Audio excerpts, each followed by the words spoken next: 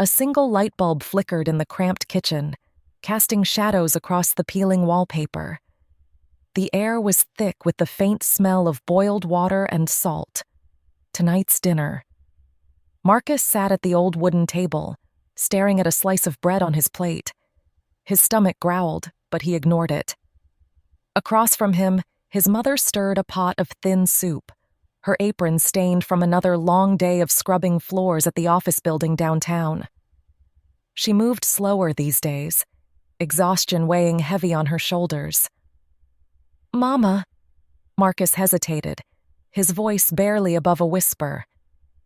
"Do you think we could get some groceries tomorrow?" His mother froze for a moment, her grip tightening on the wooden spoon. Then she let out a small sigh and turned to him, forcing a tired smile. "Baby, we just gotta make do with what we got." He didn't argue. What was the point? They both knew the truth. Rent was late, the electricity bill was overdue, and the fridge was nearly empty. He looked down at his plate, gripping the crust between his fingers. "I know you're hungry, baby. I'm sorry," she said, her voice cracking slightly. Marcus didn't respond. He just nodded, chewing slowly as if that would make it last longer. "You already strong enough without all that. Ain't nobody got nothing to prove," she added, patting his head gently. But Marcus wasn't so sure about that. His fists clenched under the table. He wasn't mad at her. He was mad at their situation. The cafeteria buzzed with laughter and conversation. The smell of hot food filled the air. Pizza, burgers, fries. Marcus sat alone, unwrapping the crumpled peanut butter sandwich his mother packed for him. Across the room, a group of boys sat at a table, whispering and laughing.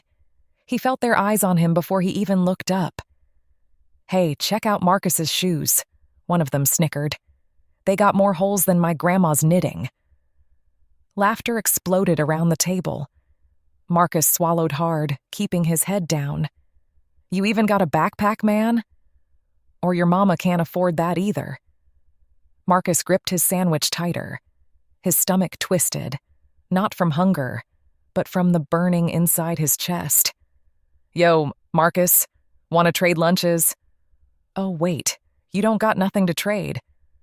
The laughter stung worse than any slap. He wanted to say something, but what could he say? He knew if he spoke, his voice would shake, and that would only make it worse. Instead, he took a deep breath, forcing himself to focus on the sandwich in his hands. He chewed, swallowed, and let their words pass through him. For now. The walk home was always quiet, just the sound of his footsteps echoing against the cracked pavement. The sun had started to set, casting long shadows between the buildings. Then he heard it. "Hey, broke boy!" Marcus stiffened. He turned around slowly. 3 boys stood at the alley entrance, grinning, the same ones from the cafeteria. "What you got in that bag?" one of them sneered. "Oh, wait, nothing, 'cause you got nothing." They laughed.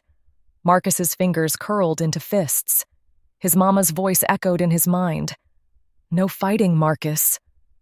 So he unclenched his fists, took a deep breath, and walked away. "Yeah, keep walking, broke boy." His fists shook, but he didn't turn back. Not yet. The hunger kept him awake. He stared at the ceiling, his mother's words ringing in his head. "You gotta do something with your life." But what? They had nothing. He had nothing. His old, cracked phone sat on his nightstand. He grabbed it, scrolling mindlessly through videos until something caught his eye. How to make money online with no experience. He sat up, clicking through the videos, reading articles, dropshipping, freelancing, flipping items. Then, one thing made him stop. Reselling sneakers? His heartbeat quickened. He didn't have money to buy sneakers, but he knew them. Knew what brands were valuable. Knew what made a pair worth more. His eyes darted to his own shoes. Battered, worn down, barely held together. What if he could fix up old sneakers and sell them? Without hesitating, he jumped up, grabbing an old toothbrush, soap, and a rag from the bathroom. He sat down and got to work, scrubbing, cleaning, polishing, making something broken, new again. When he finished, he took a picture and posted it online. Gently used sneakers, $30. Hours passed. Then, a message popped up. "Hey, I'll take them. Can I pick them up tomorrow?" Marcus stared at the screen. His first sale. This was it. Weeks passed. Marcus spent every night hunting for old sneakers online, fixing them up and flipping them for a profit. Every dollar he made, he reinvested. At school, he stopped eating lunch, not because he was broke, but because he was saving. "Man, why you never eat? You that broke?" someone joked. Marcus just smirked. They had no idea he had just made his first $500. More deals, more money. He upgraded from old sneakers to designer brands, learned the game, learned how to win. The first time Marcus walked into school wearing fresh Jordans, the same kids who bullied him stopped and stared. "Wait, how you afford those?" He didn't answer. Didn't need to. At home, he surprised his mom with groceries. She froze when she saw the bags. "Marcus, where did you get this money?" He smiled. "I started my own business, Ma." The cameras flashed. Marcus, now 22, stepped out of a brand new luxury car. Reporters crowded around him. "Marcus, how does it feel to go from nothing to owning a multi-million-dollar sneaker brand?" He looked at the crowd, then at the front row, where his mother stood. Tears streamed down her face. He smiled. "I made a promise to myself when I was 14, that one day they'd see me different. And now, here we are." Marcus pulled up to the old apartment complex. His mother opened the door, confusion on her face. "What are you doing here?" He handed her an envelope. "What's this?" "The deed to a house. Your house."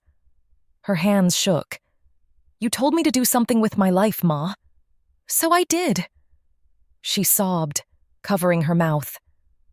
Marcus reached into a box and pulled out a fur coat. "You remember what I told you when I was a kid?" His mother's eyes widened.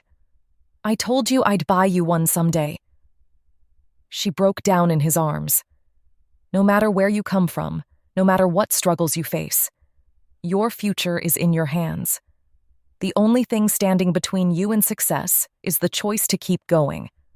What's one dream you refuse to give up on?" Drop it in the comments below. If this story inspired you, don't forget to like, subscribe, and turn on notifications so you never miss a story that could change your life. Your journey starts today. Keep pushing forward.